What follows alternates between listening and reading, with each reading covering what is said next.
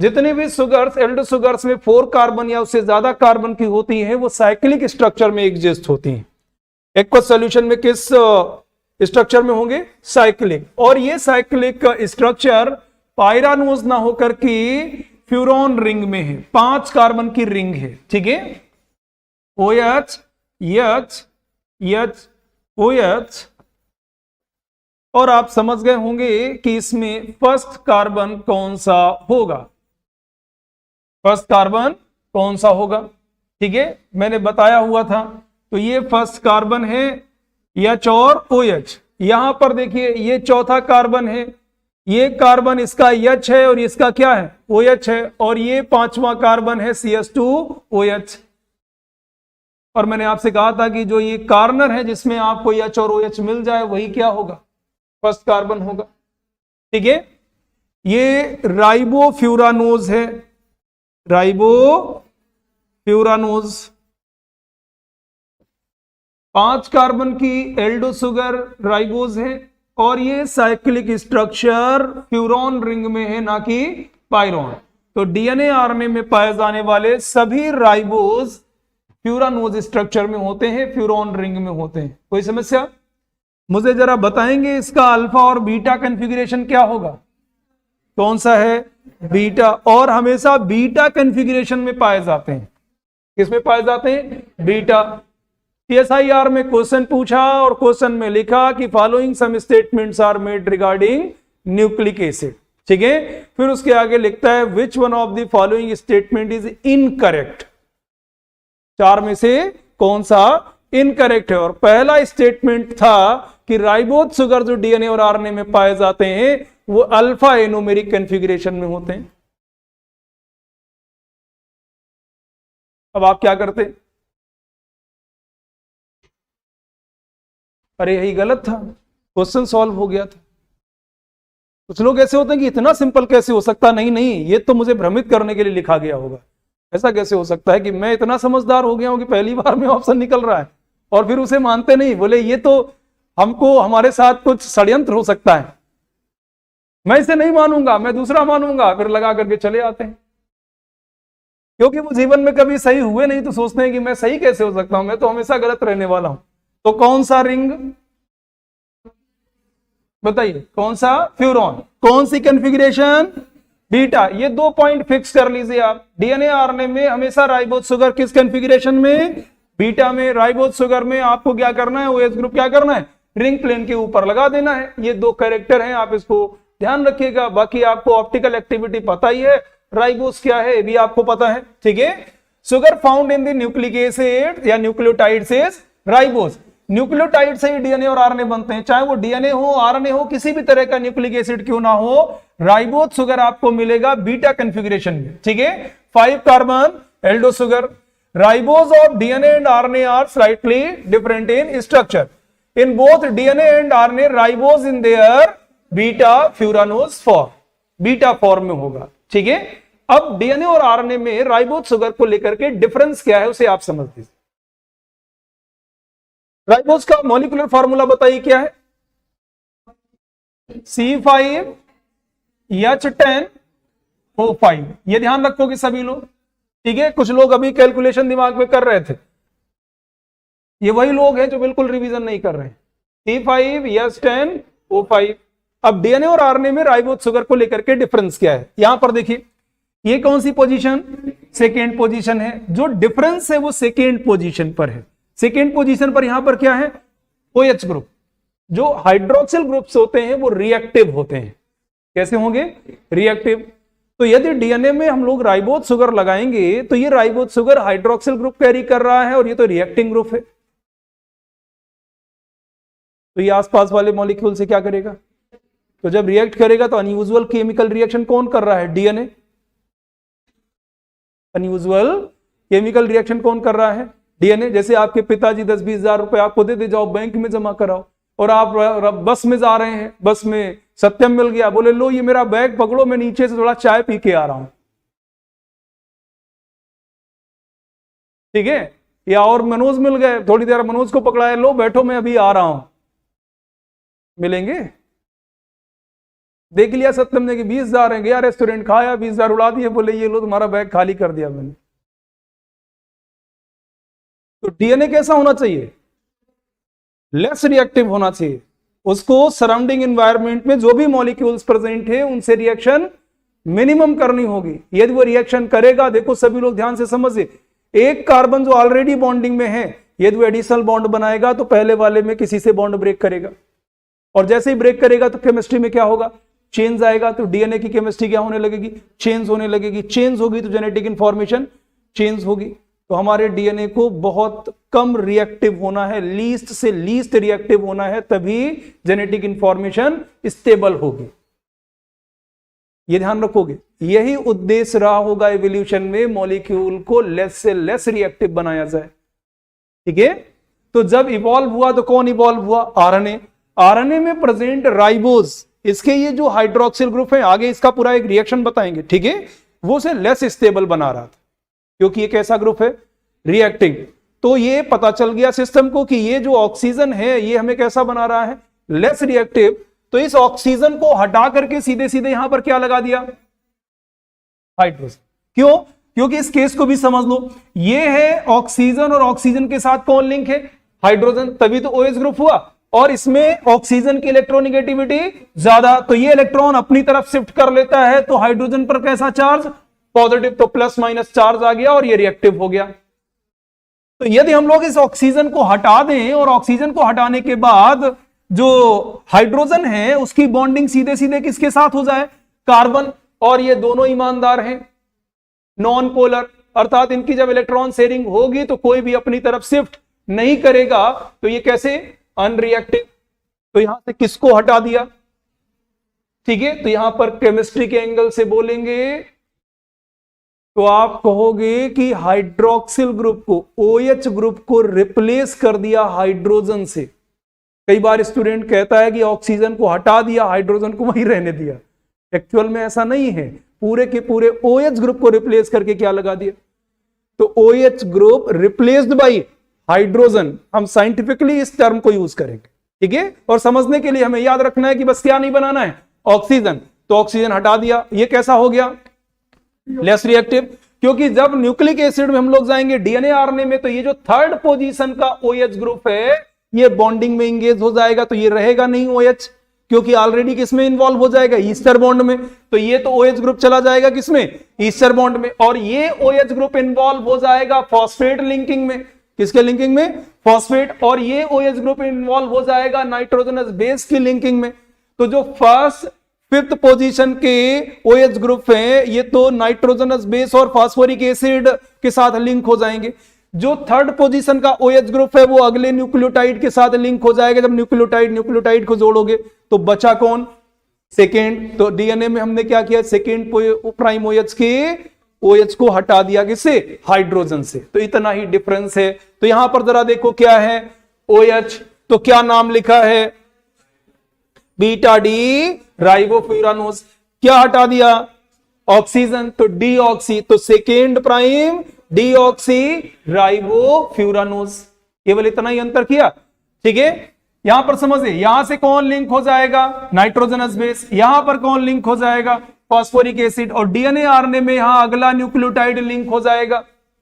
तो यहां पर हाइड्रोजन या OH ग्रुप है ही नहीं, तो इसकी रिएक्टिविटी क्या हो गई? खत्म हो गई, ये ज्यादा स्टेबल हो गया। तो डीएनए में जो राइबोज शुगर है वो कौन है? Deoxy ribose. अब जरा मुझे मॉलिक्यूलर फार्मूला बताओ। C5H10O4। अरे यही तो होगा, ये भी क्वेश्चन हो चुका है, टेस्ट पेपर्स में देखेंगे, मिल जाएंगे। डीएनए में जो राइबोज शुगर पाया जाता है उसका मॉलिक्यूलर फार्मूला क्या है? ठीक है। तो फिर ध्यान ही नहीं है, बकरी की तरह मुंह खोला और बोल दिया C5H10 और O5। ऐसे ही होता है। होना क्या चाहिए? कोई समस्या इसमें? ठीक है। तो जब हम डीएनए में डीऑक्सीराइबोज यूज करेंगे और पूरा का पूरा पॉलीमर बनाएंगे तो बोलेंगे डीऑक्सीराइबो न्यूक्लिक एसिड। और जब आरएनए को बनाएंगे या हम आरएनए की बात करेंगे तो उसमें प्रेजेंट राइबोज शुगर में क्या होगा? डीऑक्सी होगा नहीं, उसमें सिंपल राइबोज होगा, तो राइबो न्यूक्लिक एसिड। यही डीएनए और आरएनए में अंतर हो गया और इसी से दोनों की रिएक्टिविटी में भी क्या आ गया, डिफरेंस आ गया। ठीक है, RNA sugar called ribose that has a hydroxyl group at C2 position. DNA sugar called deoxyribose has hydrogen atom at the second position. तो इतना ध्यान रखोगे सभी लोग, बताइए ध्यान रखोगे। आगे बढ़ा जाए। डीएनए में हम लोग जब डीएनए और आरएनए की पोलैरिटी लिखते हैं तो 3 प्राइम 5 प्राइम इस तरह का हम प्राइम यूज करते हैं और बोलते रहते हैं 3 प्राइम 5 प्राइम। आपने अभी नाइट्रोजनस बेस में भी नंबरिंग की है, प्यूरिन में तो नंबर 9 तक आपको लिखना पड़ा। ठीक है, 1 2 3 4 5 6 7 8 और 9। पाइरिमिडीन रिंग में 6 एटम्स हैं। ठीक है, राइबोज में कितने कार्बन हैं, 5 कार्बन हैं। तो जब हम डीएनए और आरएनए में आते हैं और वहां पर हम जैसे लिख रहे हैं 1 प्राइम या 2 प्राइम 3 प्राइम या 5 प्राइम, ये जो प्राइम टर्म है वो राइबोज सुगर की पोजीशन को डेजिग्नेट करते हैं, ना कि नाइट्रोजनस बेस। ठीक है, तो जो राइबोज सुगर की कार्बन पोजीशन है उसी को हम क्या कहते हैं, प्राइम। जैसे डीएनए में हम लिखते हैं 3 प्राइम, इसका मतलब हम राइबोज की 3rd पोजीशन की बात कर रहे हैं। यदि हम आरएनए में कहते हैं 5 प्राइम, इसका मतलब किसकी बात कर रहे हैं, राइबोज की 5 पोजीशन की बात कर रहे हैं। तो ये जो प्राइम टर्म है, प्राइम जो ये हम लोग मार्क करते हैं, ये किसकी पोजीशन को डेजिग्नेट करते हैं, राइबोज। और जो नाइट्रोजनस बेस होते हैं उनकी पोजीशन को सिंपली हम कहते हैं, ठीक है, 6 position of nitrogenous base, 2nd position of nitrogenous base, ऐसे बोलेंगे। और केवल लिख दिया है 2nd प्राइम, तो आपको हमेशा ध्यान रखना है शुगर की पोजीशन। और जब भी नाइट्रोजनस बेस की पोजीशन होगी, एग्जामिनर क्वेश्चन पूछेगा तो आपको बताएगा नाइट्रोजनस बेस को लिख करके। ठीक है, और केवल लिखा हुआ 3 प्राइम, इसका मतलब राइबोज की बात हो रही है, राइबोज की 3rd पोजीशन की बात कर रहे हैं। ठीक है, आगे बढ़ा जाए। तो राइबोज फ्यूरान, जो राइबोज शुगर है वो फ्यूरॉन रिंग में होगा और हमेशा बीटा कॉन्फ़िगरेशन होगी। कैसी कॉन्फ़िगरेशन, बीटा। डीएनए और आरएनए में केवल एक ही डिफरेंस है, डीएनए में मिलने वाली जो राइबोज है वो डीऑक्सी है, 2nd पोजीशन पर ऑक्सीजन नहीं है। ठीक है, और राइबोज में आगे बढ़ा जाए, किसकी बात करेंगे, फॉस्फेट या फास्फोरिक एसिड। ठीक है, पी और ऑक्सीजन कितने हैं, 4 माइनस, तो इस पर कितना चार्ज है, -3 चार्ज है। ठीक है, यदि ये प्रोटॉन एक्सेप्ट कर ले तो देखो इस ऑक्सीजन पर कैसा चार्ज, नेगेटिव चार्ज। ये मीडियम से प्रोटॉन एक्सेप्ट कर लेगा तो नेगेटिव चार्ज का मतलब ये इलेक्ट्रॉन है और ये क्या है, प्रोटॉन है। तो ओवरऑल क्या हो गया, OH, बिना किसी चार्ज के क्या हो गया, OH। तो जब ये प्रोटॉन एक्सेप्ट करेगा तभी तो OH में कन्वर्ट होगा, लेकिन pH 7 के अराउंड ये प्रोटॉन एक्सेप्ट नहीं करते हैं। कोई भी एसिड तभी बोला जा रहा है जब वो किसको रिलीज करे, प्रोटॉन को। किसको रिलीज करे, प्रोटॉन को। तो pH स्केल पर ये है 0, ये है 7 और ये है 14। ठीक है, तो जब आप 0 से चलेंगे ऊपर, जैसे 0 से 7 की तरफ बढ़ेंगे, मान लेते हैं ये फास्फोरिक एसिड है, जैसे ही आप 0 से ऊपर की तरफ जाते हैं ये क्या रिलीज कर देता है, प्रोटॉन। क्या रिलीज कर देगा, प्रोटॉन। जैसे आप रास्ते में जा रहे हैं, कोई बच्चा भीख मांगने वाला आपके पीछे दौड़ के आ गया, तो जैसे ही दौड़ के आया आपने पैसे दे दिए तुरंत निकाल करके। या तो आप ये करें कि वो दौड़ता जा रहा है 1 किलोमीटर, आप आगे आगे दौड़ रहे हैं, वो पीछे पीछे, और आपने पैसे दिए नहीं उसे। ऐसे तो बिहेवियर होगा, 2 ही तो बिहेवियर होंगे। ठीक है, तो यदि आपने तुरंत पैसे निकाल करके दे दिए तो आप स्ट्रॉन्ग एसिड। कैसे एसिड, तो जब आप 0 से 7 की तरफ बढ़ते हैं और आप तुरंत ही अपना प्रोटॉन क्या करते हैं, रिलीज कर देते, तो क्या बोले जाओगे। और आप प्रोटॉन दे ही नहीं रहे हो और चले जा रहे हो 2 3 4 5, तो आप क्या बोले जाओगे, वीक एसिड। समझ में आ रहा है। तो 0 से जैसे ही 7 की तरफ आगे बढ़ना शुरू करते हैं, फास्फोरिक एसिड अपना प्रोटॉन क्या करता है, रिलीज कर देता है। यहां अपना प्रोटॉन क्या कर दिया, रिलीज कर दिया। तो मान लेते हैं pH 1 पर ही उसने अपना प्रोटॉन क्या कर दिया, रिलीज कर दिया। और जब pH 1 पर ही लौट के वापस आओगे तभी प्रोटॉन लेगा, तभी प्रोटॉन क्या करेगा, एक्सेप्ट करेगा। तो हमारी सेल का pH कितना होता है, 7। इस वजह से इस पीएच पर ये प्रोटॉन एक्सेप्ट करेगा ही नहीं, तो हमेशा किस चार्ज में रहेगा। तो जब अमाइनो एसिड पढ़ाएंगे तो सारा चार्ज का रिलेशन बताएंगे, एसिड बेस और पी के वैल्यूज वगैरह। ये समझ में आ रहा है? तो आप सिंपली समझ लें, इस वजह से पीएच, क्योंकि हमारी सेल का पीएच कितना है 7, हमारी सेलुलर कंडीशंस पीएच के रिलेशन के क्या है 7 के अराउंड है, और 7 के अराउंड ये प्रोटॉन एक्सेप्ट नहीं करता है। जो फास्फोरिक एसिड है वो नियरली 0 के अराउंड प्रोटॉन एक्सेप्ट करता है, और 0 के अराउंड तो पीएच हमारे किसी कंपार्टमेंट का नहीं है, इसी वजह से इस पर क्या रहता है, चार्ज रहता है। यदि पीएच 7 पर ही प्रोटॉन एक्सेप्ट कर ले तो क्या इस पर चार्ज होता, सारे हाइड्रोक्सिल ग्रुप होते। इस वजह से आपको यहां पर ज्यादा कुछ सोचना ही नहीं है, आपको सीधे इस पर क्या लगा देना है, चार्ज। बस ये ध्यान रखना है कि सेलुलर कंडीशन कैसी है, पीएच 7 के अराउंड है। ठीक है, कोई समस्या? तो कैसा चार्ज कैरी कर रहा है, negative charge. Phosphate group consist of A phosphorus atom bonded to 4 oxygen atom. Phosphate group carry negative charge and makes nucleotides acidic, और न्यूक्लियोटाइड के साथ साथ न्यूक्लियोटाइड किसको बनाते हैं, डीएनए और आरएनए, तो इसको भी एसिडिक बनाते हैं। तो यही वो मॉलिक्यूल है जिसकी वजह से डीएनए और आरएनए पर नेगेटिव चार्ज है या न्यूक्लियोटाइड्स पर नेगेटिव चार्ज है। ठीक है, और इसका इलेक्ट्रॉन डोनेटिंग कैरेक्टर है, स्ट्रॉन्ग एसिड है, इस वजह से जिसमें ये मॉलिक्यूल आ जाते हैं उनके साथ हम एसिड भी लगाते हैं। कौन सा टर्म लगाते हैं, एसिड। कोई समस्या इसमें? 1,3 बाई फॉस्फोग्लिसरिक एसिड लगाते हो नहीं लगाते? तो आगे बढ़ा जाए तो हम लोगों ने तीनों कंपोनेंट के बारे में पढ़ लिया है, नाइट्रोजनस बेस, राइबोज शुगर के बारे में पढ़ लिया है, और फास्फोरिक एसिड पढ़ लिया है। ठीक है, हम लोगों ने शुरुआत की थी कि न्यूक्लियोटाइड 3 एसेंशियल कंपोनेंट के बने होते हैं, नाइट्रोजनस बेस, राइबोज शुगर और फास्फोरिक एसिड। तो हम लोगों ने इन कंपोनेंट की स्टडी कर ली है, लेकिन ये आपस में कैसे जुड़ते हैं ये तो नहीं पढ़ा है। तो अभी न्यूक्लियोटाइड तो नहीं बनाया, न्यूक्लियोटाइड के कंपोनेंट को क्या कर लिया है, पढ़ लिया है। ठीक है, कोई समस्या? नाइट्रोजनस बेस सबसे नीचे होगा, इसके ऊपर राइबोज शुगर होगा, और इसके ऊपर फास्फोरिक एसिड होगा। इस तरह से एक के ऊपर एक अरेंज हो जाएंगे और न्यूक्लियोटाइड बना लेंगे।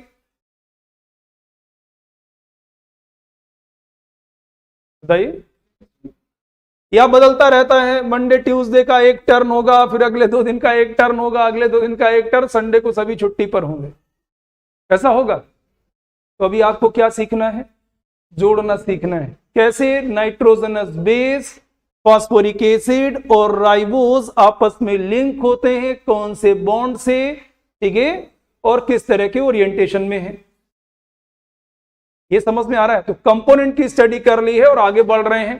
तो 2 टर्म आपने सुने होंगे, न्यूक्लियोसाइड्स और न्यूक्लियो, ठीक है। ऐसा नहीं कि न्यूक्लियोसाइड्स आते हैं वो न्यूक्लियोटाइड से कहते तुम साइड में हट जाओ और मुझे डीएनए की तरफ जाना है। तो न्यूक्लियोसाइड्स और न्यूक्लियोटाइड, सत्यम और धनंजय हमारे पास आएंगे तुरंत, बाकी काम बोलने वाला सारा मनोज से चल जाता है।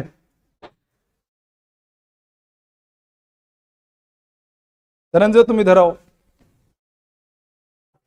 ये नाइट्रोजनस बेस है, लग भी रहा होगा कैप ऐप लगाए तुम लोगों को, ये नाइट्रोजनस बेस है और ये फास्फोरिक एसिड है। ठीक है, तुम खड़े रहो वहीं पर, एसिड हो तो और तुरंत पास में, ठीक है। और मैं राइबोज शुगर हूं, ये समझ में आ रहा है। हम 3 लोग मिलकर के क्या बनाएंगे, न्यूक्लियोटाइड। क्या बनाएंगे? राइबोज शुगर में कितने कार्बन हैं? 5। कितने कार्बन हैं? 5 कार्बन हैं, ठीक है। चौथे कार्बन की पोजीशन को छोड़ दिया जाए, चौथे पोजीशन का जो OH ग्रुप था वो रिंग स्ट्रक्चर में पार्टिसिपेट कर गया है, ठीक है। किसमें है? रिंग स्ट्रक्चर में है।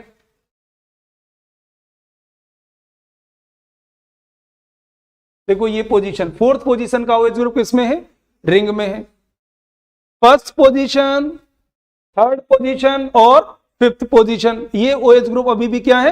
कंजर्व है। 2nd पोजीशन को छोड़ दे रहे हैं डीऑक्सी और राइबो को लेकर के। तो तीनों पोजीशन पर क्या प्रेजेंट है?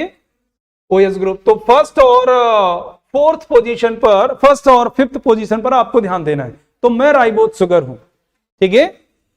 मैं हमेशा अपने फर्स्ट पोजीशन, पहले कार्बन के OH ग्रुप, जिस OH ग्रुप ने बीटा का डिसीजन किया था, अल्फा और बीटा का, हमेशा राइबोज शुगर अपने पहले कार्बन के OH ग्रुप के थ्रू लिंक होगा नाइट्रोजनस बेस। तो नाइट्रोजनस बेस राइबोज शुगर की कौन सी पोजीशन पर लिंक होगा? फर्स्ट। हमेशा ध्यान रखिएगा डीएनए और आरएनए में, समझ में आ रहा है? तो राइबोज शुगर सेंटर में, जैसे मैं अपने आप को सेंटर में क्यों रख रहा हूं, इसको ध्यान रखना है। राइबोज शुगर को दोनों ज्वाइन करेंगे, नाइट्रोजनस बेस और, तो राइबोज शुगर नाइट्रोजनस बेस को ज्वाइन करता है हमेशा अपने पहले कार्बन के थ्रू। तो जैसे ही मैंने नाइट्रोजनस बेस को ज्वाइन किया तो हम दोनों का कॉम्प्लेक्स बोला जाएगा न्यूक्लियोसाइड। क्या बोला जाएगा? तो न्यूक्लियोसाइड किसके कॉम्प्लेक्स हैं? Nitrogenous base. Nitrogenous base ribose sugar की कौन सी पोजीशन से लिंक है? फर्स्ट पोजीशन से। हमेशा ये पोजीशन बदलेगी नहीं। मैं राइबोज शुगर की बात कर रहा हूं, ठीक है। ये प्यूरिन भी हो सकता है और पायरिमिडीन, और हमेशा राइबोज शुगर का पहला कार्बन नाइट्रोजनस बेस से जुड़ेगा, नाइट्रोजनस बेस के नाइट्रोजन एटम से जुड़ेगा। कैसे जुड़ेगा? प्यूरिन में तो 4 नाइट्रोजन है और पायरिमिडीन में 2 हैं, तो जुड़ेगा हमेशा नाइट्रोजन के साथ, ये ध्यान रखोगे। तो शुगर की पोजीशन फिक्स है, अभी नाइट्रोजनस बेस की बोल दूंगा, ठीक है। मेरा फिफ्थ पोजीशन कैसा है? फ्री है। ये फिफ्थ पोजीशन का OH ग्रुप है, और फिफ्थ पोजीशन के OH ग्रुप से मैं हमेशा किसे ज्वाइन करूंगा? फॉस्फेट। तो फॉस्फेट कहां लिंक होगा? Fifth position. और हम तीनों का कॉम्बिनेशन क्या बोला जाएगा? यदि मेरे साथ केवल एक फॉस्फेट लिंक है तो मोनोफॉस्फेट, ठीक है। इसी के फॉस्फेट के साथ एक फॉस्फेट और लिंक हो गया तो क्या हो जाएगा? डाई, और उसको एक और फॉस्फेट ने ज्वाइन कर लिया, ट्राइफॉस्फेट। ये ध्यान रखोगे, ठीक है। जाओ बैठ जाओ, इन लोगों से अपना चार्ज वसूलना तुम, ये तुम लोगों की समझदारी में हमारा कंट्रीब्यूशन है। चलो 10-10 रुपए निकालो, तुम्हें वसूली करना है, वो तो तुम्हारी जिम्मेदारी है। देगा नहीं देगा कैसे ले पाते हो, पेन छीन लेना कुछ